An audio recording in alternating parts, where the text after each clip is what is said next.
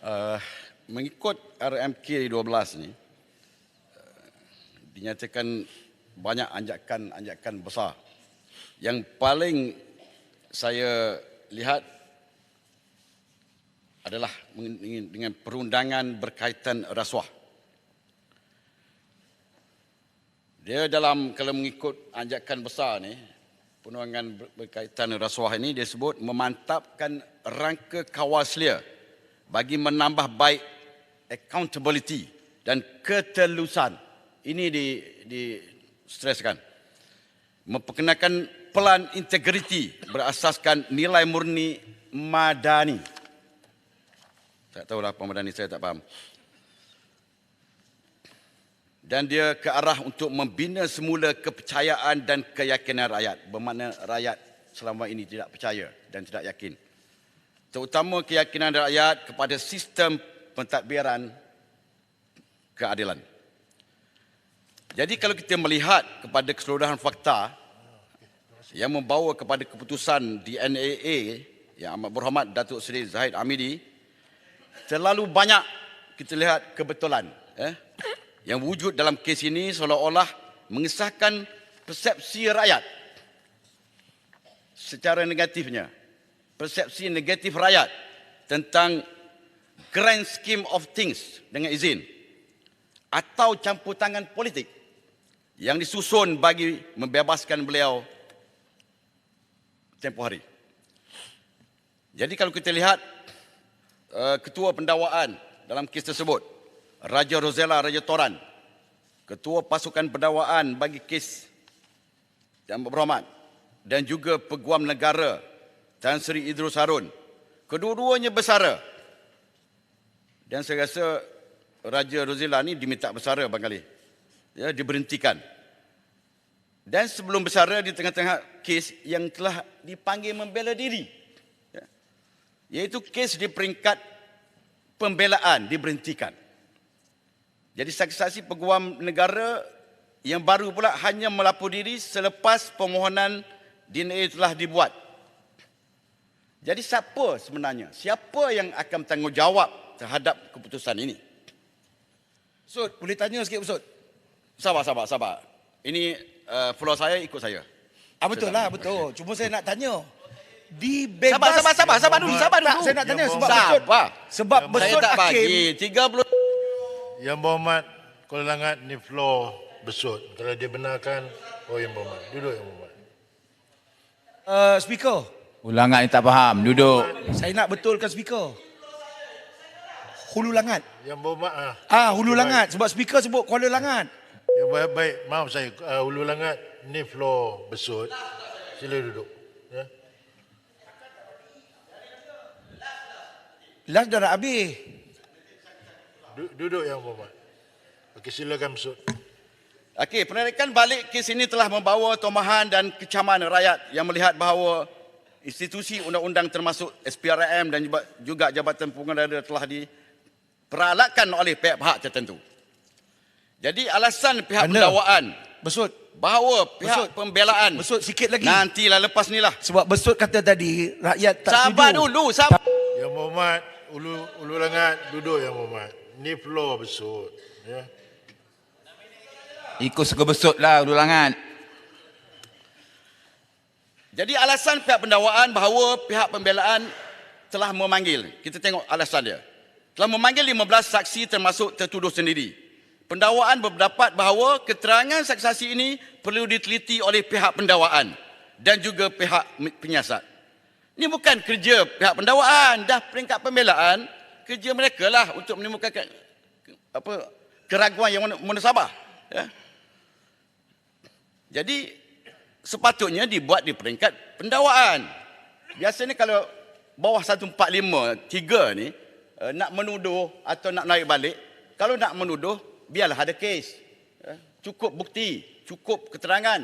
Dan kalau nak tarik balik pun biarlah maknanya kes tersebut dipertimbangkan terlebih dahulu boleh menang ataupun tidak. Masalah sekarang ni keterangan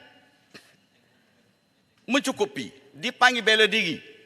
Dan hakimnya biasanya membuat keputusan berdasarkan kepada dia panggil maximum evaluation. Maknanya evaluate keterangan itu secara maksimum. Jadi dah panggil berdiri. Jadi itu tugas pihak pembelaan. Jadi mahkamah telah memutuskan kes perkara demokrasi telah dibuktikan dan tugas pihak pembelaan untuk menimbulkan keraguan yang munasabah ke atas kes pendakwaan. Sebelum mahkamah membuat kes demokrasi, hakim akan membuat penilaian maksima yang saya sebutkan tadi. Jadi kita lihat apa yang hakim sebut dalam semasa kes itu berjalan. Ya. Dia kata jika terdapat pendakwaan kes di masa depan namun tidak berhasrat untuk meneruskan kes, ia akan membazirkan masa mahkamah dan wang rakyat. Banyak masa mahkamah terbuang dan sejumlah besar wang pembayar cukai akan dibazirkan sekiranya pihak pendakwaan memutuskan tidak meneruskan pendakwaan. Jadi inilah yang susahnya. Jadi kuasa budi bicara sebenarnya bukan mutlak dalam 1453 ni. Sebab niat parlimen, kalau dia nak beri kuasa mutlak mesti disebut dalam 1453, tapi tak disebut. Ya? Dan kalau kita lihat kuasa budi bicara dalam 1453, hendaklah dijalankan dengan penuh keadilan. Itu yang penting. Jadi peguam negara sepatutnya menggunakan kuasa budi bicara dengan berhati-hati dan bertanggungjawab bagi menegakkan keadilan tanpa mengira kedudukan, pengaruh dan pahaman politik. Kerana undang-undang hendaklah sentiasa dihormati. Jadi kuasa yang Ibu dibicara tadi, yang luas di bawah perkara 1453. Betul. Dan juga sebanyak 254 di bawah Seksyen 254 Kanun Acara Jenayah bukan untuk disalahgunakan. Sekarang seolah-olah disalahgunakan. Sebab kita lihat niat parlimen yang menggubal pada masa tersebut. Niat parlimen masa menggubal kedua-dua undang-undang ini digubal bukan untuk disalahguna. Dia ada yang maknanya apa yang berlaku pengamal undang-undang.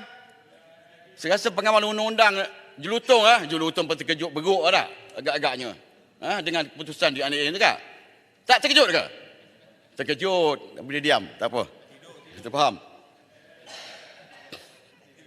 Jadi saya sarankan supaya Seksyen perkara 1453 dipindah, beri keputusan. Kalau nak tuduh, kena ada keterangan yang cukup. Kalau nak tarik balik, kena tengok apa dalam kes tersebut. Cukup keterangan ataupun tidak. Dan seterusnya saya ingin teruskan kepada isu gangguan beras. Juga disebut beras tempatan. Kerajaan perlu memperbagaikan strategi bagi mengekang taikum beras, terus manipulasi bekalan beras bagi mendapat keuntungan lebih. Jadi seterusnya, yang betul, berhubung isu gangguan bekalan beras ni, ya, jika dahulu pasaraya tempatan, kita tengok Maidin misalnya, telah menerima bekalan beras tempatan sebanyak 1,000 hingga 2,000 kampik beras sehari. Namun kini hanya tinggal 50 hingga 100 kampik beras tempatan yang diterima pihaknya yang habis dijual dalam masa 1 jam. Walaupun isu bekalan beras ini banyak berkait dengan bidang kuasa kerajaan persekutuan, tetapi negeri Terengganu turut berusaha membantu menstabilkan harga beras tempatan susulan kenaikan harga beras import. Antara langkah yang telah diusahakan melalui anak syarikat Terengganu, Agrotech Development Corporation Sdn Bhd, untuk memenuhi permintaan beras dalam kalangan pengguna ialah dengan meningkatkan pengeluaran beras jenama sendiri, iaitu beras Besut, nak habis dah Besut. Sebelum ini hanya 60 tan beras Besut, bagi sikit. Terengganu dikeluarkan sejak Julai lalu. Tapi semangat untuk membantu rakyat, sebanyak 100 tan metrik pengeluaran beras super special tempatan dibertingkatkan sebulan dengan harga RM12.90 bagi setiap pack 5 kg dan RM25 berbanding dengan beras yang sekarang ni berharga antara RM20 hingga RM40. Ikut sekati besut lah ulangan. Satu lagi, isu satu lagi ialah ni pasal perumahan rakyat. Perumahan rakyat ni saya nak sentuh. Sebenarnya perumahan rakyat ni kita tengok, kita di Terengganu ada rumah Darul Iman. Dia panggil Rahman atau dikenal juga sebagai rumah Besut, dah habis. syariah. telah diperkenalkan oleh Kerajaan Besut, Negeri Terengganu dah habis. melalui Pelan Induk Terengganu Sejahtera. 5 teras patuh syariah termasuk rumah sebagai tempat memuliakan tetamu. Kedua, reka bentuk rumah yang melindungi aurat dan menjaga kehormatan penghuni. Tempat tidur anak lelaki dan anak perempuan diasingkan. Reka bentuk bilik air yang sesuai untuk bersuci dan berwuduk. Rumah sebagai tempat ketenangan, keselesaan dan istirahat. Dan sebanyak 20,000 buah rumah telah disediakan di Terengganu. Dan akhir kalau Yang Ketua boleh benarkan. Saya Bagi bagi pendapat. sekarang ni yang berhormat besut dalam injury time. Ya, Yang berhormat besut Injury dalam time. injury time. Jadi, dia pun nak masuk injury time, boleh? Kenapa? jadi yang berhormat selepas injury time saya akan tekan. Ya, saya ambil maklum gangguan dan budi bicara saya. Ya. Saya akan beri, tapi bila time saya kata suruh duduk tu tak mau duduk, saya potong. Itu saja. Okey. Ini dalam injury time, saya beri dalam 1 minit lagi. Dan tutup. Boleh. Nah, nak tanya dengan Besut bila menyebutkan soal berkaitan dengan rasuah tadi. Kita tengok isu pilihan raya kecil di Kuala Terengganu. Mahkamah dah putuskan bahawa berlaku amalan rasuah. Berlaku amalan sogokkan duit. Mahkamah putuskan ada isu berlaku kesalahan dan kemenangan calon di Parlimen Kuala Terengganu telah dibatalkan. Baru-baru ini diadakan pilihan raya kecil semula. Kemudian Perikatan Nasional mencalonkan semula calon yang telah didapati melakukan amalan rasuah, amalan sogokkan bagi duit. Saya nak tanya kepada Besut, adakah sekarang ini amalan rasuah dah jadi halal atau haram dalam Perikatan Nasional? Terima kasih. Ya, betul. Ulu Langat ni dia tak baca semua keputusan. Keputusan kata Kuala Terengganu tidak mengamalkan rasuah, sebab tu dia tidak batalkan. Dia mana boleh, dia masih boleh bertanding. Faham tak? Tak faham, cuba baca semua. 30 saat. Tak baca semua. Ya, tapi Ini pilihan raya, tapi pilihan Orang raya tu tak diadakan biasa semula. dengan undang, tak Pilihan faham. raya tu Dengarlah jawapan. diadakan semula.